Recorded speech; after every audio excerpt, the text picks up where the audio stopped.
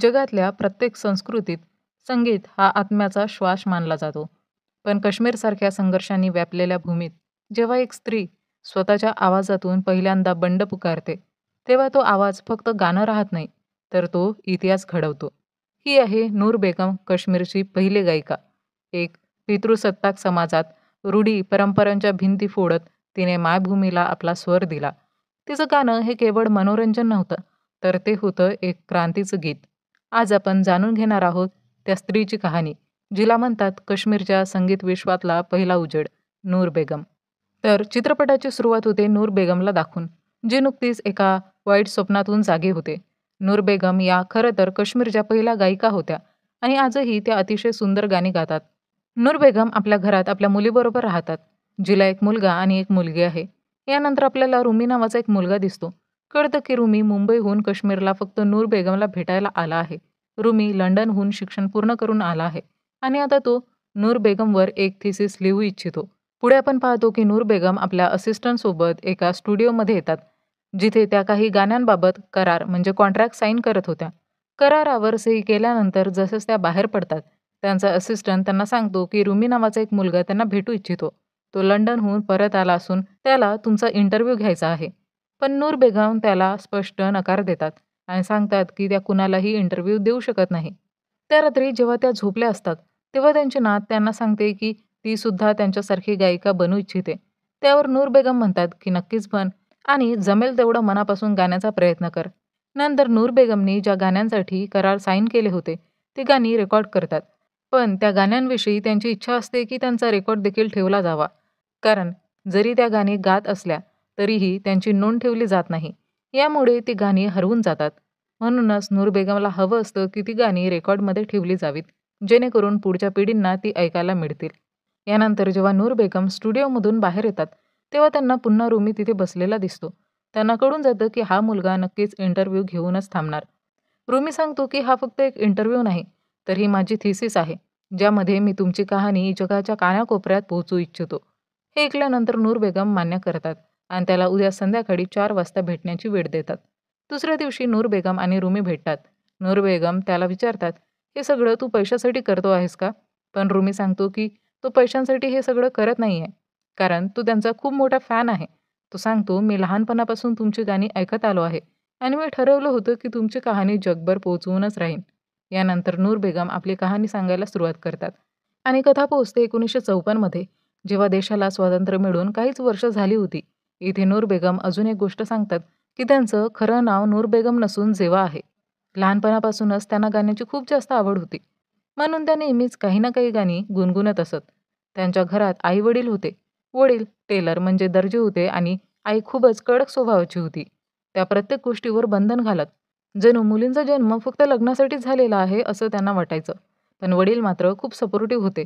त्यांनी प्रत्येक गोष्टीत जीवाला साथ दिली. त्यांचं म्हणणं असायचं की मुलं जे काम करू शकतात, ते काम मुली देखील करू शकतात. पण आईचा दृष्टिकोन पूर्णपणे वेगळा होता. त्यांचं म्हणणं होतं की जर मुलींनी हे सगळं केलं, तर समाज आपल्याला जगू देणार नाही. याच दरम्यान जेव्हा एका मास्टरजींकडे शिकायला जायला लागते, तिथे जेव्हा साफसफाईचं काम करत असे आणि इतर छोटी-मोठी कामंसुद्धा करायची. मास्टरजींबद्दल बोलायचं झालं तर सगळ्यांना ते संगीत शिकवत असत. त्यांनी संगीताच्या अनेक विद्यांचा अभ्यास केला होता आणि त्या कलेत ते पूर्णपणे पारंगत होते. हे सगळं जेव्हा लपून-छपून बघत असे, तिच्याही मनात कुठेतरी गायिका होण्याचं स्वप्न होतंच.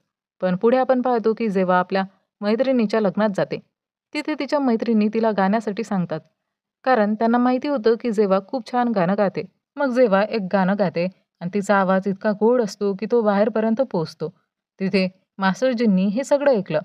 त्यांना ते गाणं ऐकून खूपच आनंद झाला. दुसऱ्या दिवशी जेव्हा जेव्हा मास्टरजींकडे कामाला आली, तेव्हा मास्टरजींनी तिला सांगितलं, "मी गेली 40 वर्ष लोकांना संगीत शिकवत आहे. पण काल तू जे गाणं गायलंस, ते थेट माझ्या हृदयाला भिडलं." मास्टरजी म्हणाले, "जर तू खरंच तयार असशील, तर मी तुला शिकू शकतो." पण जेव्हाची समस्या होती की तिने जर घरच्यांची परवानगी घेतली, तर घरच्यांनी तिचं इथे येणंच बंद केलं असतं. तेव्हा मास्टरजी म्हणाले, "तुला तुझ्या घरच्यांना सांगायची काही गरज नाही. फक्त तू 1 तास जास्त इथे कामासाठी ये. त्या वेळेत मी तुला सगळं शिकवेन."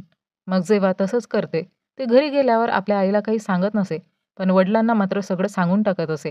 ती तिच्या वडिलांना सांगते की मास्टरजींना माझं गाणं खूप जास्त आवडलं. आणि ते म्हणतात की मी एक गायिका व्हायला हवं. ते मला शिकवायलाही तयार आहेत. यावर वडील म्हणतात, "जर मास्टरजींनी तुझ्यातलं टॅलेंट पाहिलंय, तर ते नक्कीच काहीतरी चांगलं करतील. पण ही गोष्ट आईला सांगू नकोस आणि मास्टरजींनी जे सांगितलंय तेच कर." यानंतर जेव्हा मास्टरजींकडे जाऊ लागली, तिथे आधीपासूनच बरेच विद्यार्थी होते. पण त्यांच्यामध्ये जेव्हा ही पहिली मुलगी होती, जी मास्टरजींची शिष्या बनली. मग मास्टरजींनी जेव्हाला संगीत शिकवायला सुरुवात केली. जेव्हाला आधीपासूनच संगीताबद्दल बरंच ज्ञान होतं, त्यामुळे तिला जास्त वेळ लागला नाही आणि ती लवकरच सगळ्या गोष्टी शिकून गेली. एके दिवशी तर मास्टरजींनी जेव्हाचं नाव रेडिओ काश्मीर स्पर्धेसाठी टाकून दिलं. पण जेव्हा त्यात सहभागी व्हायला इच्छुक नव्हती. कारण ही गोष्ट आईला किंवा समाजाला कळली, तर ते तिला जगू देणार नाहीत. तेव्हा मास्टरजी म्हणाले, "तू त्या लोकांची पर्वा करू नकोस. फक्त पुढे जात राहा. बाकी सगळं माझ्यावर सोड." यानंतर आपल्याला आझाद नावाचा एक व्यक्ती दिसतो, जो एक कवी असतो. ते शायरसुद्धा होते आणि खूप छान लिहीत असत. ते बरेच प्रसिद्ध होते. त्यामुळे त्यांचे रेडिओवर नेहमीच पॉडकास्ट किंवा कार्यक्रम होत असत आणि जे रेडिओ काश्मीर स्पर्धा होणार होती, त्यात आझाद हे परीक्षक म्हणून येणार होते. पुढे आपण पाहतो की रेडिओ काश्मीर स्पर्धा सुरू होणार होती. जेव्हा जेव्हा तिथे पोहोचली, तेव्हा सगळे लोक थक्क झाले. इथे फक्त मुलंच सहभागी झालेले होते. जेव्हा ही पहिली मुलगी होती, जी इतक्या मोठ्या पायरीपर्यंत पोहोचली होती. मास्टरजी देखील तिथे उपस्थित होते आणि ते जेवाला सपोर्ट करण्यासाठी आले होते. तेवढ्यात आझादसुद्धा तिथे येतो. जेव्हा तो जेव्हाचं गाणं ऐकतो, तेव्हा तो पूर्णपणे थक्क होतो. कारण खूप वर्षानंतर त्याने असा आवाज ऐकला होता, जो थेट त्याच्या हृदयाला भिडला होता. गाणं संपल्यानंतर सगळे लोक टाळ्यांच्या गजरात जेव्हाच्या गाण्याचा सन्मान करतात आणि शेवटी आपण पाहतो की ही स्पर्धा जेव्हानेच जिंकली. आता स्पर्धा जिंकल्यामुळं तिला रेडिओवर गाणं गाण्याची संधी मिळाली. पण हा मोका जेव्हाला हवा नव्हता. कारण तिला माहिती होतं की घरच्यांना ही गोष्ट कळली तर अडचण होऊ शकते. त्याशिवाय तिला घरी जाण्यासाठी आधीच उशीर झाला होता. म्हणून ती घाईघाईत तिकडून निघून जाते आणि आझादशी नीट ओळखही करून घेत नाही. पण आझादला तिच्याशी भेटायचं होतं, बोलायचं होतं. त्या रात्री जेव्हा ही सगळी गोष्ट आपल्या वडिलांना सांगते, तेव्हा वडील तिला म्हणतात, "जर तुला संधी मिळाली आहे, तर तू ती गमावू नये. हा एक तुझ्यासाठी अवसर आहे. स्वीकार कर आणि पुढे जा. जे चाललंय ते चालू दे. कुणालाही काही सांगण्याची गरज नाही. तू एक दिवस नक्कीच खूप मोठं काम करशील." दुसऱ्या बाजूला आपण आझादला पाहतो. जेव्हा आझादने जेव्हाचा आवाज ऐकला, तेव्हा तो अजूनही त्या आवाजात हरवलेला होता. तो आपल्या मित्रांना म्हणाला, "खूप दिवसांनी असा आवाज ऐकला आहे, जो थेट हृदयाला स्पर्शून गेला आहे." दुसऱ्या दिवशी जेव्हा रेडिओ स्टुडिओमध्ये पोहोचते, कारण वडिलांनी तिला परवानगी दिलेली असते, म्हणून ती गाणं रेकॉर्ड करण्यासाठी जाते. जिथे कॉल नावाचा एक माणूस होता, जो त्या ठिकाणाचा मॅनेजर होता. त्याला वाटत होतं, की स्पर्धेत गाणं वेगळं असतं आणि स्टुडिओमध्ये गाणं ही खूप वेगळी गोष्ट आहे. म्हणून त्याला खात्री होती, की जेव्हा हे करू शकणार नाही. पण जेव्हा जेव्हाने गाणं सुरू केलं, तेव्हा कॉल पूर्णपणे चकित झाला. त्याला लगेचच कळलं, की या मुलीला काहीही फरक पडत नाही. मग ते स्टुडिओ असू दे किंवा मग स्पर्धेचं व्यासपीठ. तिच्यासाठी फक्त गाणं महत्त्वाचं आहे आणि तेही अगदी मनापासून.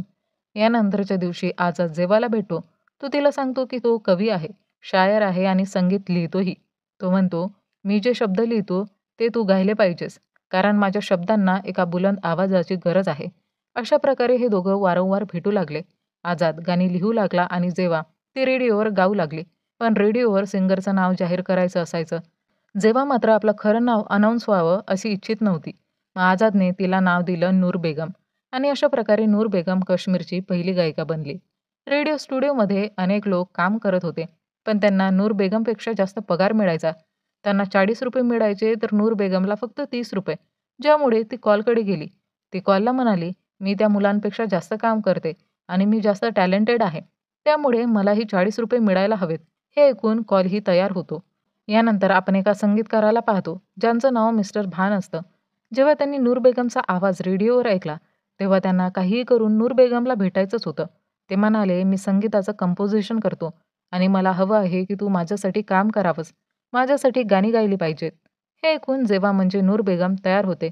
पुढे आझाद आपल्या खालाला नूर बेगमबद्दल सांगतो की ती खूपच छान गायिका आहे. जर तुम्ही तिचा आवाज ऐकलात, तर तुमच्या मनालाही शांती मिळेल. म्हणून खाला नूर बेगमला भेटण्यासाठी तयार होते. कारण आझाद तिला तिच्याशी भेटू इच्छित होता. जेव्हा खाला नूर बेगमला भेटल्या, तेव्हा त्यांना लगेचच जाणवलं की या मुलीमध्ये आत्मविश्वासाची खूप कमतरता आहे आणि ती समाजापासूनही खूप जास्त घाबरलेली आहे. म्हणून खाला तिला समजावते, "कधीही समाजापासून घाबरू नकोस. तुला जे करायचं आहे ते नक्कीच कर. आता जेव्हा इथपर्यंत आली आहेस, तेव्हा समाज आडवा आला तरी समाजाचा विचार करू नकोस. फक्त आणि फक्त पुढे जाण्याचा विचार कर आणि नेहमीच आपल्या मनाचंच ऐक." यानंतर आपण पाहतो की नूर बेगमने मिस्टर भान यांच्यासोबत मिळून खूप सारी गाणी गायली. ती सगळी गाणी सुपरहिट ठरली आणि अशा प्रकारे नूर बेगम फारच लोकप्रिय होऊ लागली. रेडिओवर नेहमी नूर बेगमच्या गाण्यांच्या घोषणा होत असत आणि आता ही बातमी रेडिओहून संगीतकारांपर्यंत आणि तिथून थेट फिल्म इंडस्ट्रीपर्यंत पोहोचली होती. त्यामुळे सगळ्यांना नूर बेगमचा एक लाईव्ह कॉन्सर्ट व्हावा असं वाटत होतं. पण यासाठी नूर बेगम खूपच घाबरलेली होती. कारण जर तिने हा कॉन्सर्ट केला तर घरच्यांना हे कळू शकतं आणि मग तिचे नातेवाईक आणि समाज तिला जगू देणार नाही. तरी देखील ती टॅगोर हॉलमध्ये पोहोचली आणि तिथे सर्वांसमोर आपला लाईव्ह कॉन्सर्ट केला. जेव्हा तिने गाणे गायले, तेव्हा ते ऐकून सर्व लोक आनंदी झाले. जेव्हा ती बाहेर आली, तेव्हा मीडियावाले तिला प्रश्न विचारू इच्छित होते. तिचा फोटो काढू इच्छित होते. पण नूर बेगम यासाठी तयार नव्हती. ती लपण्याचा प्रयत्न करत होती. ती म्हणाली, जर फोटो काढले गेले, तर तिच्या घरच्यांना हे कळेल आणि नेमकं तसंच झालं, जसं नूर बेगमने विचार केला होता. कारण दुसऱ्याच दिवशी वर्तमानपत्रात तिचे आणि आझादचे फोटो छापले गेले. हा फोटो सगळ्यात आधी नूर बेगमच्या वडिलांनी पाहिला. पण त्यांना वाईट वाटलं नाही. कारण त्यांना माहिती होतं की त्यांची मुलगी काहीतरी चांगलंच करत आहे. पण समाजात राहणाऱ्या लोकांना याचा प्रॉब्लेम होता. त्याने नूर बेगमच्या वडिलांना त्रास द्यायला सुरुवात केली. त्यांना मारहाण केली. आणि जेव्हा नूर बेगम घरी पोहोचली, तेव्हा तिथेही खूप सारे लोक तिची वाट पाहत होते. तिची आई तिला जोरात मारते. रात्री नूर बेगम आपल्या वडिलांची माफी मागते. ती म्हणते, "आज जे काही घडलं, ते फक्त माझ्यामुळेच झालं आहे. यात फक्त आणि फक्त माझीच चूक आहे. जर मी तिथे गेलीच नसती, तर आज हे लोक तुमच्याशी असं वागलेच नसते," असं नूर बेगम म्हणते. पण वडील समजावतात, की समाज असाच असतो. जेव्हा लोक पुढे जायला लागतात, तेव्हा त्यांना काही ना काही अडचणींचा सामना करावाच लागतो. दुसरीकडे आझाद आणि मिस्टर भान स्टुडिओमध्ये नूर बेगमची वाट पाहत होते. पण नूर बेगम तिथे पोहोचलीच नाही. हे पाहून आझादला समजलं की नक्कीच काहीतरी प्रॉब्लेम झाला आहे. जेव्हा त्याने वर्तमानपत्रात फोटो पाहिले, तेव्हा त्याला लगेचच समजलं की तिच्या घरी काहीतरी नक्कीच गडबड झालेली आहे. म्हणून आझाद आपल्या खालाला घेऊन थेट नूर बेगमच्या घरी पोहोचतो आणि यावेळी तो फक्त घरी भेट द्यायला जात नाही, तर खालासोबत नूर बेगमच्या घरी थेट लग्नाचा प्रस्ताव घेऊन जातो. नूर बेगमच्या आईलाही याबद्दल काहीच प्रॉब्लेम नव्हता. कारण तिला असं वाटत होतं की मुलीने असं काम केल्यानंतर आता तिला कदाचित चांगला जोडीदार मिळणारच नाही. म्हणून ती या नात्यासाठी तयार होते. अशा प्रकारे नूर बेगम आणि आझाद यांचं लग्न होतं आणि दोघं खूप आनंदी असतात. पण नूर बेगमच्या मनात असं वाटत होतं की कदाचित आझाद तिच्यावर दया खाऊन तिच्याशी लग्न करत आहे. तेव्हा आझाद सांगतो की ही दया नाही, तर खरी प्रेम कहाणी आहे. मी तुला पहिल्यांदा पाहिलं तेव्हाच तू मला खूप आवडली होतीस आणि तेव्हापासूनच मी तुझा दिवाना झालो होतो. लग्न झाल्यानंतर सगळं ठीक होईल असं त्यांना वाटलं होतं. पण तसं काहीच झालं नाही. कारण लोक आझादच्या घरावर दगडफेक करू लागले. हे पाहून नूर बेगम खूपच दुःखी झाली. लोक येत-जात आझादची थट्टा करू लागले. त्याला अपमानास्पद बोलू लागले. उलट-सुलट वस्तू त्याच्या घरावर फेकू लागले. हे पाहून आझादलाही खूप वाईट वाटलं. कारण लोक त्यांना शांततेत जगूच देत नव्हते. म्हणून आझाद नूर बेगमला म्हणतो, "आपलं इथं राहणं बरोबर नाही. आपण इकडून दूर कुठेतरी निघून जाऊया आणि आपण तिथेच जाऊन राहू. जेव्हा सगळं काही ठीक होईल तेव्हा परत इथे येऊ." ही सगळी गोष्ट नूर बेगमला अजिबात आवडत नव्हती. पण नव्या ठिकाणी राहायला गेल्यानंतर नूर बेगमने अनेक गाणी गायला सुरुवात केली. आता तिला समाजाशी काही देणं-घेणं नव्हतं आणि मध्येच तिला अडवायलाही तिथे कोणीच नव्हतं. या कारणामुळे ती खूप गाणी गाऊ लागली आणि तिला पुरस्कारही मिळू लागले. या सगळ्या बातम्या रेडिओवर जाहीर केल्या जात होत्या. या सगळ्या गोष्टी नूर बेगमच्या आईलाही कळत होत्या. आता समाजातील लोक नूर बेगमच्या आईचं अभिनंदन करू लागले, की तिची मुलगी खूप मोठं काम करत आहे. रात्री नूर बेगमची आई तिची गाणी ऐकत-ऐकत झोपी जात असे. पुढे जाऊन नूर बेगमला अनेक पुरस्कार मिळाले आणि तिला पद्मविभूषण या मोठ्या सन्मानाने गौरविण्यात आले. ही एक खूप मोठी गोष्ट होती. या समारंभात सगळे लोक आले होते. फक्त नूर बेगमचे मास्टरजी मात्र आले नव्हते. तिला कळतं की मास्टरजींची तब्येत खूपच जास्त खराब आहे. म्हणून ती मास्टरजींना भेटायला जाते. मास्टरजी तिला त्यांच्या गुरुजींबद्दल सांगतात आणि म्हणतात, "हा तानपुरा तू ठेव. माझ्या मास्टरजींनी मला दिला होता आणि आता मी तुला देतोय. आता ही तुझी जबाबदारी आहे की तू जपून ठेवावा." ते पुढे नूर बेगमला अजून एक गोष्ट सांगतात. "एक गोष्ट कधीही सोडू नकोस आणि ती म्हणजे गाणं. काहीही झालं तरी नेहमी गात राहा." यानंतरच्या सीनमध्ये आपण पाहतो की नूर बेगम आणि आझाद नूर बेगमच्या घरी येतात. आता नूर बेगमच्या आईलाही काहीच प्रॉब्लेम नव्हता. त्यांनी आझाद आणि नूर बेगम दोघांनाही स्वीकारलं होतं. अशा रीतीने नूर बेगमने खूप मोठ्या उपलब्धी मिळवल्या आणि संपूर्ण देशभर लोकप्रिय झाली. तिचा रेकॉर्डही खूप मोठा झाला होता.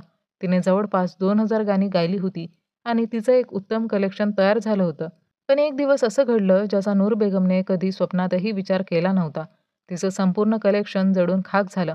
त्या सर्व कॅसेट ज्यात तिची गाणी होती त्या आगीत नष्ट झाल्या. हे पाहून नूर बेगमला खूप वाईट वाटलं. तिने आपल्या नवऱ्याला आझादला सांगितलं की ती आता कधीही गाणार नाही, कारण ती पैशांसाठी गात नव्हती. तिच्यासाठी खरी कमाई म्हणजे ती गाणी होती जी तिने गायली होती. तेव्हाच तिथे रुही नावाची एक मुलगी येते. ती नूर बेगमला म्हणते, "मी तुमची खूप मोठी फॅन आहे आणि तुमच्यामुळेच मला प्रेरणा मिळाली.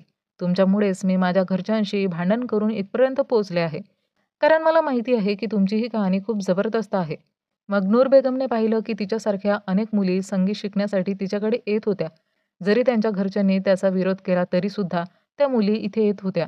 नूर बेगम त्यांना संगीत शिकू लागली आणि त्यामुळे तिला खूप छान वाटलं, कारण तिने खूप मुलींना संगीत शिकवलं होतं. पुढे जाऊन नूर बेगम एक संगीत क्रांती ठरली आणि तिने मुलींना संगीताच्या क्षेत्रात उतरवलं. आता कथा वर्तमान काळात येते. एका कॉन्सर्टमध्ये नूर बेगम गाणं गात होती आणि रुमी शांतपणे तिचं गाणं ऐकत होता. कारण पहिल्यांदाच तो नूर बेगमला प्रत्यक्ष गाताना पाहत होता. रुमी नूर बेगमकडे जाऊन म्हणतो, "मला फक्त एक गोष्ट हवी आहे. तुमची गाणी पुन्हा निर्माण म्हणजे रिक्रिएट करायची आहेत. त्यासाठी मला तुमची परवानगी हवी आहे." नूर बेगम त्याला परवानगी देते.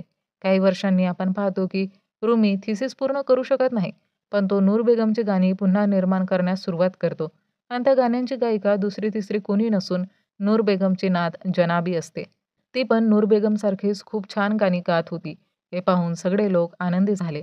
अशा प्रकारे नूर बेगमची गाणी जिवंत ठेवली गेली आणि हाच रुमीचा विचार होता. कारण अनेक वर्षापूर्वी नूर बेगमची ती गाणी जळून गेली होती. मानलं जातं की नूर बेगमने आपल्या करिअरमध्ये साधारणतः 2000 अधिक गाणी गायली होती, जी खूप मोठी उपलब्धी होती. आणि यासहच मंडळी, सॉन्ग्स ऑफ पॅराडाईज हा चित्रपट इथेच संपतो. ही होती काश्मीरच्या पहिल्या गायिका नूर बेगम यांची कहाणी, जिच्या गाण्यांनी डोंगर, दर्या, नद्या आणि लोकांच्या हृदयाला स्पर्श केला. तिने आपला आवाज फक्त कला म्हणून नाही, तर संस्कृतीचा वारसा जपण्यासाठी दिला. म्हणूनच आजही काश्मीरच्या सुरेल वाऱ्यात नूर बेगमचा आवाज घुमतो आणि आपल्याला आठवण करून देतो की खरी कला कधीही मरत नाही. तर मंडळी, जर हा चित्रपट आणि माझं एक्सप्लेनेशन तुम्हाला आवडलं असेल, तर व्हिडिओला लाईक करा आणि चॅनलला सबस्क्राईब करायला विसरू नका. आणि तुम्हाला हा व्हिडिओ कसा वाटला ते कमेंट करून नक्की सांगा. चला तर मंडळी, भेटूया लवकरच एका नवीन व्हिडिओमध्ये. तोपर्यंत टाटा, बाय बाय.